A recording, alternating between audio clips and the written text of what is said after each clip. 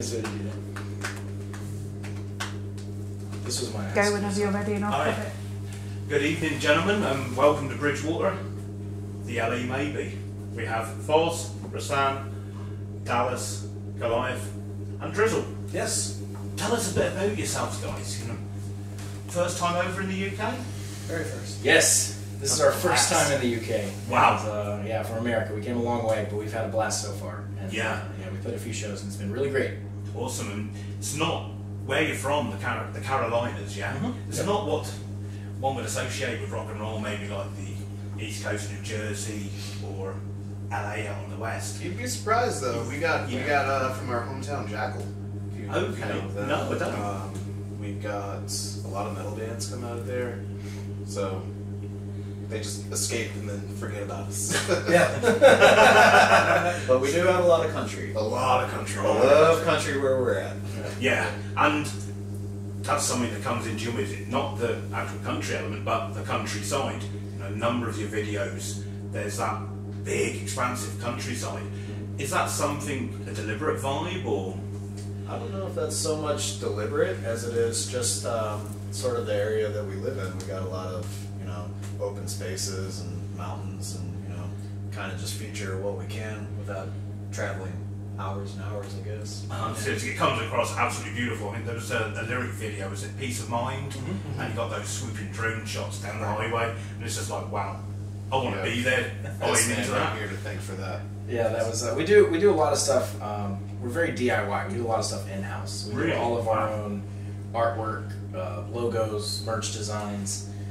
You name it. We recorded our whole album ourselves. Seriously? Yeah, the album itself. Yeah. We try not to go out to other people for things that we can kind of figure out how to do ourselves. Our whole website, everything. Yeah. So that's really important to us. And in a day and age where staying independent gives you so much more power. That's what we try to do. I guess it just means you own your music. That's the 100%. Yes. You're not at this stage. You're not selling out to a label at this early stage. It doesn't make sense to. We try to look at things from a more business perspective, and with anything, you got to look at profits and losses and where you need to spend money to make money. And owning our songs 100% is a great way to keep money in our pockets. Yeah, that's it. Because at the end of the day, this is the five of you are the business. Yeah. Yes. And you've got to protect that identity, your brand. Yeah. Because looking through YouTube today, and the album Dirty Damn Tricks was 10 tracks when you released last year, and there's at least 6 videos I could find in less than half an hour that are all official videos. Right. So that to me says you guys have expended time and effort and money. You're serious about your product. Right. Yeah. I mean, we live in a video age. I think not too long ago, maybe a decade or two, it was all pictures and stuff. Now it's all video. So yeah, it's important to us. We originally were going to have a video for every single song, and then as the release cycle kind of went on, we realized it was better for us to maybe focus on some other things. But we are pretty happy with all the videos that we have, and we think those represent our best foot forward as far as the songs on the album. Yeah, because there's different visuals on all of them. They're not all in one strict style. Yeah, we had different ideas and concepts for each one. Mr. Danger was the first one, and we knew we wanted to go to the place where we filmed it, which we had done some band pictures before at. We thought it was a cool location. Yeah. So we kind of took that to the next level and shot the video there. Sucker Punch, we knew we wanted to do a video in a studio, and we just weren't sure exactly what that would look like, so we rented out a studio, and that's what ended up happening there. Oh Sugar, we did it in a arcade bar in our hometown, and that was actually Foz's idea. He wanted us to... We've thrown a bunch of ideas around for Oh Sugar. We were thinking maybe doing a narrative thing with an actress and all kinds of stuff, and then we were just like, let's just shoot it in this place. It looks cool. There's a lot of lights, So yeah. We ended up doing that. Yeah. I mean, what comes through? You've got the balls out rocker, say Van Halen, AC/DC, GNR, but there's also a lovely southern groove there with Skinnerd and Black Crowes coming through. Is those sort of things that shine? Are they your main influences? Yeah, absolutely. Yeah, that's about it. Pretty much, yeah. As you just said, yeah. We expanded to heavier music a lot. Yeah, I was about to say that. Like the 2 of us, our last bands were metal bands, straight up heavy stuff. Like Pretty sure we all kind of come from that little bit of a background too. And we all dipped our toes in it, for sure. Yeah, we all have such wide influences. It's something that kind of sneaks through on the album in a lot of ways that you may not catch at first, as there's a lot of like Prince type funk influences. Okay, yeah. Usually more subtle guitar parts that are kind of in the background. There's a lot of influences from bands like Journey or something with huge vocal stacks of, you know, harmonies where many times during the show all 5 of us are singing at the same time. You don't find that stuff in AC/DC and Guns N' Roses. You find that in Journey and all these other bands, right? So we kind of bring all these different elements into it, and it kind of makes us a little more so than just, you know, a clone of our influences. Makes it your sound, Right. And you say about Journey, I mean, what I read today, that's kind of where you guys came from, a tribute band Right. too. Yeah, that was a long time ago, but that's where I met Foz and Goliath, and we did that for a little bit, and then we kind of looked at each other and we were like, we should just start our own band. Yeah. So we came up with the name The LA Maybe before we knew what we were going to sound like. So we kind of sat around having some meetings like, what do we want to sound like? Do we want to do pop punk? Do we want to do metal? Do we want to do rock? We kind of settled on rock, and then we spent a long time doing covers and stuff, just like cover shows around town, just trying to make some money. And then the pandemic hit, and we decided it was time to get serious about writing our own stuff since all the shows were gone. And so we spent the pandemic that summer and fall getting the album done, and then we released it March 26th, 2021. Because if I'm correct in saying Raw was one of the initial singles from back then when you was in the writing process, and there was talk of an EP. We had an EP released for some time, yeah. And then we ended up pulling that one down because a lot of those songs ended up on Dirty Damn Tricks. We didn't want them out there twice. Yeah, that's fair. So, Yeah. yeah. That makes sense. Mm-hmm. Yep. Yeah. And now you're here and you're over this side of the Atlantic. How are you finding things? You've played Call of the Wild on Sunday. With the pictures of that, did it just look totally wild? It was great. so fun. You see, I can't even let it go. Keep it on there, man. The support from the fans here in the UK is really, really intense. You can tell there's a lot of rock festivals, and Yeah. you know, people are there with their entire families, and they've been there the whole weekend, Thursday, Friday, Saturday, Sunday. And what we really love to see, we got there super early in the morning, maybe 9:30, 10 o'clock. I think 10 o'clock the first band started. I want to say, And they had a giant audience.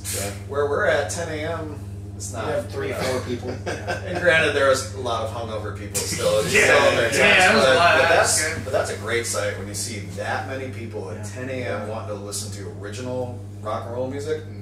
That's just Big news. Yeah, I think there's we're all definitely a hunger here in the UK, and certainly the other side of the Channel, mainland Europe, which you're off to Spain in a few days' time Yes. with buddies of ours, the treatment. Right. yeah. Those guys, we haven't played for us in Swansea. They seriously kick ass. So I think you'll go down well with Absolutely. playing alongside them. I can't wait. We love their sound, and we've heard really good Yeah. things about them as performers and stuff. So. I'm one of the tallest bands ever. Really? Yeah, tall and hairy. That's awesome. Nice.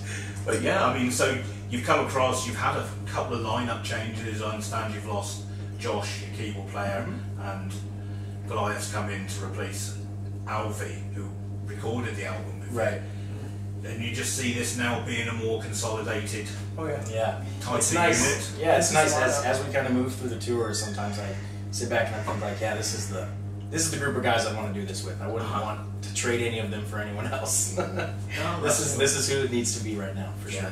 Well, and I think you'll be, you haven't heard Goliath, but you'll be surprised.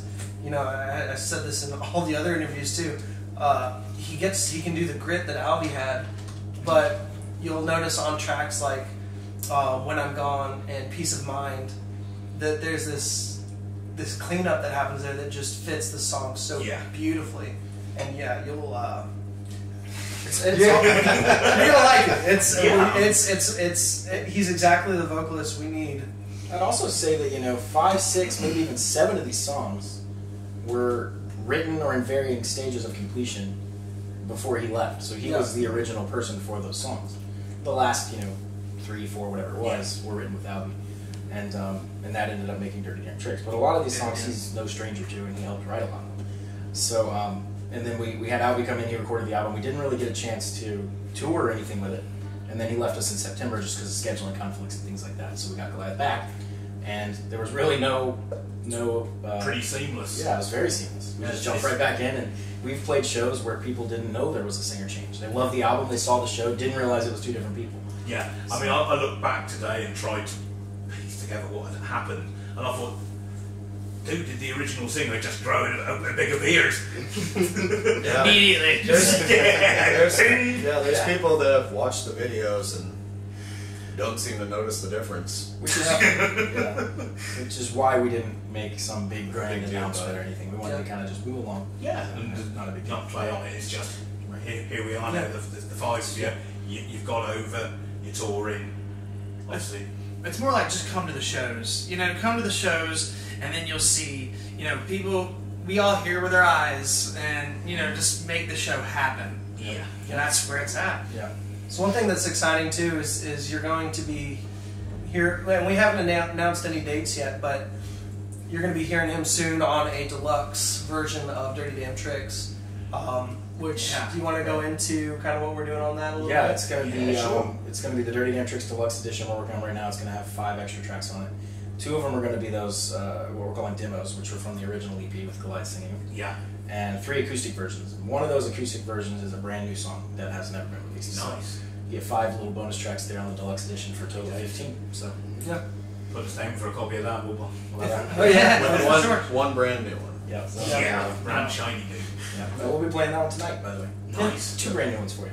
Yeah. Excellent. That's what we like to hear. Obviously, this will bridge the time then for a forthcoming Exactly. complete release. Exactly. Presumably sometime next year. This year, next year, as soon as we can. Yeah. Wow. Yeah. Yeah. Whenever it gets there. Yeah. Yeah. And in the sense, is it the plan to come back? We're planning on coming back. We're starting to plan the trip as soon as we land. So Yeah. Wow. Yeah. Yeah.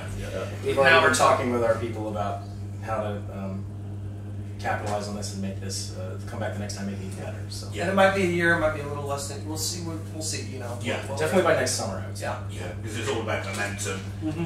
Getting a couple of festival appearances, Right. 2 or 3 festival appearances, is crucial, isn't it? To Oh, yeah. Planning a trip of this size. Yeah. Definitely. One thing that made us a little bit nervous is like, oh, is the demand going to be there? Like, is it going to really like give us a reason to come back? And then we've just been blown away by the response. We've been hounded even for the shows that we were pulled off of by fans who were coming to those shows to just to strictly see us. Shouldn't have even Like, doubted. Yeah, It's just yeah, a cheating question, honestly. and you know that's kind of the artist we gotta look typical at. artist thing. You doubt yourself and you're your own worst critic. Like, are people going to really like this? Are they going to like? But you know, it's really validating to see that we are reaching people, and we're reaching people that want this kind of sound. Like that's Yeah. we got to go a little further for it, but you know the response it makes it so much more worth it that we're willing to make it happen, however the cost. You know? Yeah, because you've got what, 2 or 3 more dates in the UK. You've got Blackpool tomorrow or the day after. Tomorrow. Waterloo, Not great tomorrow, place. yeah. The guys up there. So we were told to check out the ladies' bathroom. Okay. And we Yeah. still have yet. But no one will tell us Yeah. why. No. what? We'll let that. It's a good surprise. I mean, you've got Lemmy's bar in the background, in the back of the pub, which has got one of his stacks and all sorts of Rickenbacker there, you know, Okay. boots. Nice. It's just So I like, need to pay to visit them. oh, massively and sort of Okay. pay homage, yeah. Oh, yeah. And they're really nice people up there. They know their rock and roll. They live and breathe it. And they've got a bowling green out the back, which is really bizarre. It's like on the water or close to it, right? It's I heard a couple yeah, miles. it's not that far off the waterfront, yeah. Pretty cool. Yeah, I've heard lots of good things about that. Yeah. Then It's we're in Milton Keynes the next day, and then we fly to Spain. the Crawford Arms, yeah. Exactly. Yeah. Know of it. Haven't been there, so I can't really tell you much about Neither it. have we. Heard a lot of good things and seen a lot of cool pictures. Yeah, so it bodes well, doesn't Right, it? exactly. And then back to Carolina. Then we're to Spain and then home. Yeah. Exactly. Yeah. So, Over there. well, thank you, gentlemen. Yeah. Thank you very much for all Thank you so your much. time. Really Yeah. appreciate Thank you it. so much for having us. No, you're most welcome. Look forward to the show tonight. So it's the LA baby, right?